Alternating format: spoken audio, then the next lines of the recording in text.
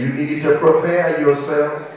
If you are in your early 20s and you're just getting into the workforce, you need to prepare yourself. Please. If you're growing in maturity and age, you still need to prepare yourself. Don't spend everything you get time you get it. All right. I'm trying to help somebody. Help them, Pastor. Help them. Because some of us live for today. Only. When I say we live for today, we don't even plan for our funeral. Amen. Amen. Amen. You ought to plan for your death as well as your life. Please, sir. Because you have individuals who are counting on you. Yes, sir. You got a wife counting on you. You got a husband. You got children. What are you going to leave behind to your children? All right. Matter of fact, I want to put something on your mind while you're in the house today. Please. You who are sitting in here listening to me right now, yes, sir. if you were to go home and die today, yes, what state would your children be in? All right. Thank you. We come to church and we think church is just about entertainment. We don't take church seriously. Right. I want to put something on your mind, black man. Help if him. you die right now, what state would your son be in? Help him. What state would your daughter be in? Have you prepared an inheritance for them? Help them. Have you investments for them that if you shut your eyes and die, they will not struggle? Help them. Do you know that the Caucasian prepares for his children? Yes, he does. When I worked in the court system for some 15 years, I want to tell you something today. The reason why they have so much fighting in the courthouse is big businesses fighting against each other. And then number two, it's civil matters going on, which are families fighting against families for money. And then finally on Thursday, we call that criminal day, when all the criminals come to court. But they had more court going on during the week where families was fighting families for money. Yes, sir. They had a Caucasian lady, 84 years old, and she was in my court, and she told my judge, my son says I'm senile, but I'm not senile. Right. He just wants my money. Thank you. I say they are in court fighting over monies. Are y'all hearing me? Amen. I want to say to every black man in here, prepare for your family. Amen. Make sure that if you die today, your wife will not be with her hands out. All right. That should have been a big amen, church. Amen. Make sure if something happens to you, your kids do not struggle after your death. Yes. Somebody say, take God. Take God. That is word. So if we're going to prepare our families to be successful, we must also prepare for the church to be successful. Repeat that after me. Lord, help our church to be successful. We cannot do what we are going to do at this church without the commitment of every member being committed to their tithes and offerings. Look at it now. We've talked about the curse, that God will allow you to have holes in your pockets. We certainly don't want that. Let's go now, brothers and sisters, back to Malachi chapter 3. And we stopped at verse 9. Ye are cursed with a curse, for ye have robbed me. Amen. Even this whole nation. Repeat after me. What are the benefits? What are the benefits of being a tithe? Let's find out now. Verse 10, if you got it, say amen. Amen. I need to engage my audience that you can follow with me. Let's read that out loud together. What does it say? Bring me all the tithes. Where? Into the storehouse. Stop right there. You see that comma behind the word storehouse. And a comma means to pause. Whenever you see it, I need to interject a thought right here.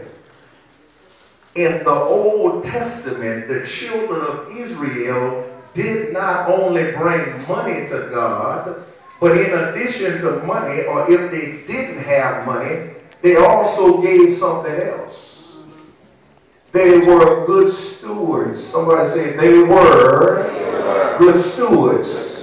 So let me tell you what a good steward is this afternoon. If you don't have any money to give to God, because maybe you're not working, a good steward will give this to God. They will give their time, their talent, and their energy. Amen. So if you don't have any money, you ought to be giving God your time. Someone say, give God your time. Give him your talents. And give him your energy. They got somebody say, well, I'm not working. I'm not able to give to God. Well, I understand that. When you can't give what you don't have. Amen. But you certainly can give God your time. Yes, sir. That means every time the door open for worship, you ought to be at Sunday school. Yes, sir. You ought to be at Bible study. You ought to be at the teaching workshops and seminars of this church. You ought to be able to give God your time. And when you give him time, he's going to develop a talent in you. Amen. You may have the gift of listening where somebody just needs a listening ear, and you give time of yourself and listen to their problems, listen to their concern. You ought to be able to give God of yourself. Yes, sir. Give him your time, your talent, and your energy. Amen? Amen. He says, bring ye all the tithes into the storehouse. Let's read the next sentence. Verse 10, if you have it, please say amen. Amen. Come on, what does it say? Amen. That there may be what? Meat in my house. Come on. And prove me now herewith. Stop right there. When we have the proper resources in church, not only can we assist our members who might be of assistance, but we can help the community as well. Yes. Let me tell you something. You ought to be proud to be a member of Shiloh Missionary Baptist Church, because Shiloh Missionary Baptist Church has gotten folks' houses out of trouble here. Amen. Say amen, brothers. Amen. We pay people light bills and gas bills here. I wish I had some help. And don't doubt this yet. And the folks who came for help was not just our members, but it was from the community. Amen. It was from the so-called, quote-unquote, bigger churches in our city. Right. Yes, the Greater St. Stephen's and the Life Centers come right here to get help. I say you ought to be proud of Shiloh. Yeah, give God praise for Shiloh. Through your giving, you have allowed us to help our people and to help this community. They got many that won't help you because we don't even know you. See, that's the downfall of being at the so-called mega church. Yes, sir. See, they got the thousands going there, but we don't even know their name because there's too many of us. But some folk lack going there because the reason why they go to the bigger church, because if they feel like missing a Sunday, they won't be missed. All right. The pastor won't call and say, how you doing? I miss you from church on Sunday. Because see, he don't know you. You're just a statistic. You're just a number. But at Shiloh, you're not a statistic. You're not a number. You're an individual. I wish I had some help. You are God's child at Shiloh. You ought to be proud to be at your church. Somebody say, take God at his word. So then it says, the next sentence, I love it because I looked up this definition 3 different times and 3 different answers I got. I love it. I love it. He says, and prove me. Somebody say, prove God. When you look up that word prove, it means to test God. Amen. To try God. Yes, how many of y'all know you ought to test him? Amen. Do you know God gives you an opportunity to test him when first of all his record is impeccable? Amen. You and I are not in no position to be questioning God about nothing. Amen. But yet he gives you the ability to prove him. How many of you ever tried it? I want to find out how many folk in this house ever test God. You tried it, you proved it, and you found him to be what he said he was. How many of y'all know that when you put your trust in him, even in the darkest and dismal situation that it could be, God will give you victory. Oh, I feel it in the room. Now, how many people know he'll put a smile on your face when you ought to be crying? Somebody say, try God. Matter of fact, encourage somebody right quick. Tell them, say, try God.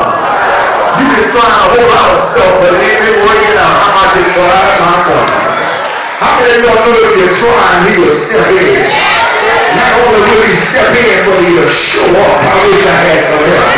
And not only will he show up, but he will bring all things that's not in place and straighten out that mess. I wish I had some help. A whole lot of folks sit in the same situation they're in because they're trying to work in their intellect. See, some people God has blessed to be smart in their intellect. And as long as you think you can do it, he'll let you do it. But when you say, Lord,